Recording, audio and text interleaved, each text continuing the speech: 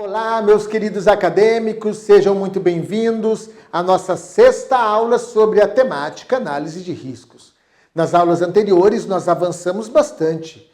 Vocês já sabem agora identificar riscos, estruturar os elementos essenciais e fazer a estimativa de probabilidade e impacto.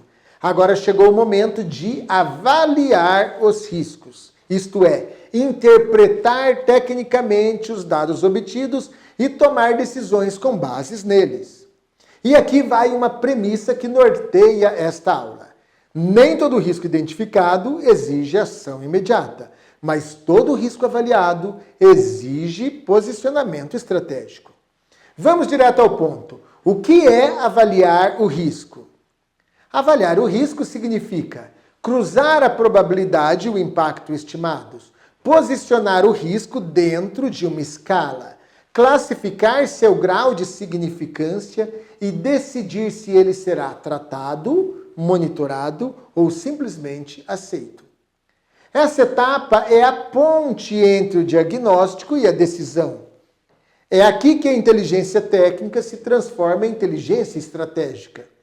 Agora vamos entender como se usa a chamada matriz de risco.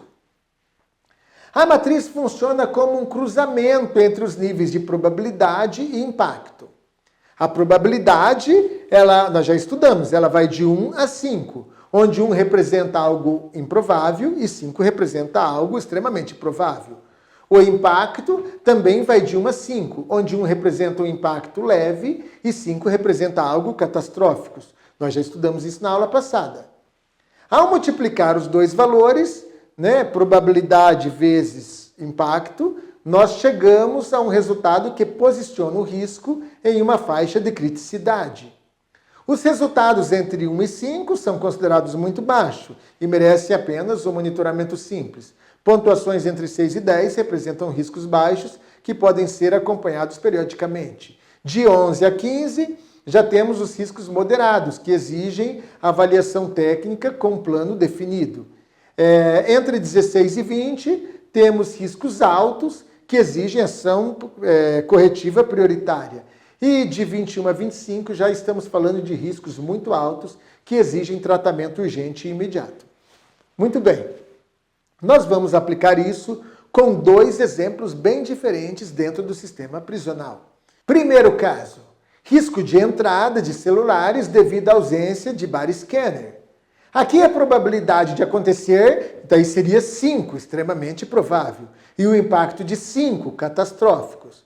Multiplicando aí 5 vezes 5, nós vamos ter 25. Ou seja, trata-se de um risco muito alto e exige ação imediata. Isso, então, foi uma classificação aleatória, tá, pessoal, para fins pedagógicos, né? Agora vamos então para um segundo caso, puxando aí para baixo. Vamos pegar um exemplo mais simples. O que eu poderia trazer aqui para vocês? Vamos pensar assim, perda de chaves da sala de informática. Olha, embora informática é crítico, né? Mas vamos lá. Probabilidade, vamos colocar aqui probabilidade 2, que seria considerada remota. E o impacto? Também 2, leve. Né? Aí multiplicando 2 por 2, temos 4. Né? O 4, o que vai ser representado na nossa matriz? Um risco muito baixo, que pode ser apenas monitorado. Eu fiz isso, né? Nem sei se peguei, eu fui muito feliz no exemplo aqui, porque eu falei de informática. Mas eu poderia, ao invés de ser a sala de informática, eu poderia colocar na sala da limpeza. Né? Que daí seria menos crítico e teríamos aqui, né, um resultado baixo também. Eu só fiz esses dois extremos para vocês perceberem a diferença de gravidade. É por isso que essa etapa ela é essencial para a tomada de decisão racional, especialmente no sistema prisional, onde os recursos são limitados e os riscos são múltiplos. Ok? Agora vamos procurar entender o que seria aí o grau de significância do risco. Esse é outro ponto fundamental desta aula. Por quê? Porque nós vamos envolver, nós vamos falar, nós vamos nos debruçar agora justamente no conceito de grau de significância. Esse grau ele representa o peso institucional do risco, ou seja, não basta olhar apenas para o número da pontuação. Um risco com pontuação 16, ele pode parecer alto, mas se ele não comprometer a missão crítica da unidade, ele pode ser aceito, desde que com um bom plano de monitoramento. Por outro lado, um risco com pontuação 12 pode ser considerado mais grave se afetar, por exemplo, a imagem institucional, o sigilo da inteligência ou até mesmo a autoridade do gestor. Por isso, a análise ela não é apenas numérica, ela exige interpretação técnica e contextual. Agora, vamos entrar num campo, né, para nos robustecer, para nos fortalecer, para a gente ter aqui sempre algumas cartas na manga. Nós vamos falar então sobre os critérios auxiliares de priorização.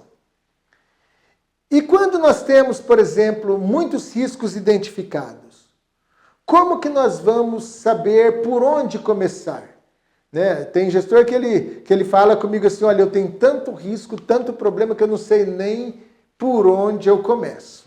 Ora, e daí o que eu respondo para eles? Olha, você já usou os critérios auxiliares de priorização? Né? Eu vou citar para vocês 5 deles que são muito utilizados. Então vamos lá. O primeiro critério que eu sempre utilizo para saber por onde começar é o critério da urgência. Aqui a pergunta é, quanto tempo temos até que esse risco se materialize? Segundo critério que eu utilizo, da reversibilidade. Né? Agora o questionamento que eu faço é, os danos eles podem ser revertidos ou eles são permanentes? Terceiro critério, da visibilidade. Nesse caso, nós temos que questionar, esse risco ele pode gerar uma crise pública ou uma repercussão negativa? Quarto, nós temos que avaliar quarto ponto aqui, nós temos que avaliar a interdependência. Né? E o que nós vamos perguntar? Nós temos que perguntar se esse risco ele pode disparar outros riscos encadeados e gerar aqui o efeito dominó. Né? E o quinto critério que a gente pode utilizar, né, para priorizar os riscos aqui, a análise, o nosso processo e a nossa atuação, nós temos que avaliar a responsabilidade institucional. E aqui nós questionamos, esse risco ele compromete o núcleo da missão da unidade? Eu estou falando da unidade prisional. Né? No meu caso seria a missão da instituição, ok? Em outros lugares seria a missão do órgão, ok? Por isso que eu falo responsabilidade institucional, que seria mais amplo. Imagine, por exemplo, 2 riscos com pontuação 15. Um deles afeta a portaria, no controle de visitas. O outro risco ele vai afetar a segurança da muralha. Mesmo que eles tenham aí a mesma pontuação, é possível que o risco na muralha ele tenha maior criticidade operacional e institucional, exigindo uma resposta mais rápida. Ok? E quem que vai fazer essa diferenciação, né, quando os 2 riscos empatam ali no nível de prioridade? São vocês. Por quê? Porque vocês estão vivendo a realidade institucional. Os senhores estão ali acompanhando, monitorando de perto e os senhores têm subsídio para dizer, né, qual que seria o risco, né, a ação prioritária para expor o mínimo possível à instituição. Beleza? Vamos falar agora das ferramentas de apoio, GUT e motricidade. Além disso, então, nós podemos utilizar agora as ferramentas de apoio, como a matriz GUT e a análise de motricidade. A matriz GUT, ela cruza 3 critérios, gravidade, urgência e tendência. Ela ajuda a avaliar o impacto imediato do risco, a necessidade de resposta rápida e se esse risco está crescendo com o tempo. Vamos a um exemplo. Imagine o risco de falha no sistema de monitoramento por câmeras. A gravidade é alta. Por quê? Porque ela afeta diretamente a segurança. A urgência também é alta, porque o sistema ele já apresenta instabilidade. E a tendência é crescente, já que o problema ele se repete com mais frequência. Esse risco, ainda que ele tenha uma pontuação média na matriz tradicional, ele pode subir de prioridade ao passar pela análise da técnica que nós estamos falando, que é a técnica GUT. Já a análise de motricidade, ela permite visualizar quais riscos são motores de outros, ou seja, quais influenciam, agravam ou ativam riscos associados. Por exemplo, suponha que a ausência de capacitação dos agentes esteja gerando falhas em revistas, registros incorretos e baixa respostas de incidentes. Ou seja, esse risco está influenciando vários outros, como a entrada de objetos ilícitos, erro em relatórios e aumento da vulnerabilidade institucional. Então, mesmo que a pontuação isolada da falta de capacitação seja 12, ela se torna prioridade por seu alto grau de motricidade. Essas ferramentas, elas reforçam a capacidade analítica do setor de inteligência, organizando as percepções e transformando achismos em critérios técnicos e defensáveis. E agora, caminhando aí para o encerramento, pessoal, a principal lição desta aula é que avaliar o risco é mais do que classificá-lo numericamente. Vocês perceberam? Por quê? Porque avaliar o risco é posicioná-lo dentro da realidade institucional, com responsabilidade técnica e senso estratégico. É aqui que entra o verdadeiro papel da inteligência penitenciária como assessoramento, ou seja, oferecer ao gestor uma visão clara, priorizada, justificada e pronta para orientar o uso eficiente dos recursos disponíveis. Na próxima aula, nós vamos avançar para a etapa do tratamento dos riscos. Mas já deixo aqui um lembrete importante. A inteligência penitenciária não trata o risco diretamente. Ela orienta quem deve tratar. Aliás, deixa eu até corrigir aqui. Geralmente a gente não trata o risco, a gente trata o fator de risco.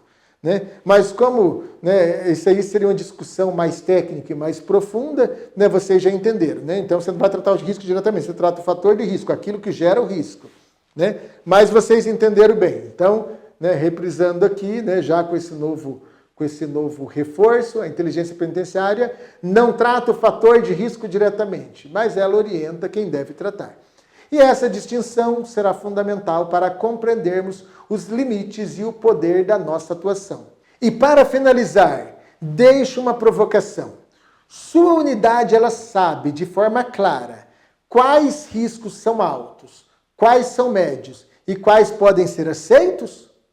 Ou ainda reage por impulso e senso comum? Se você chegou até aqui, está cada vez mais preparados para fazer a diferença. Um forte abraço e até a próxima aula, se Deus quiser.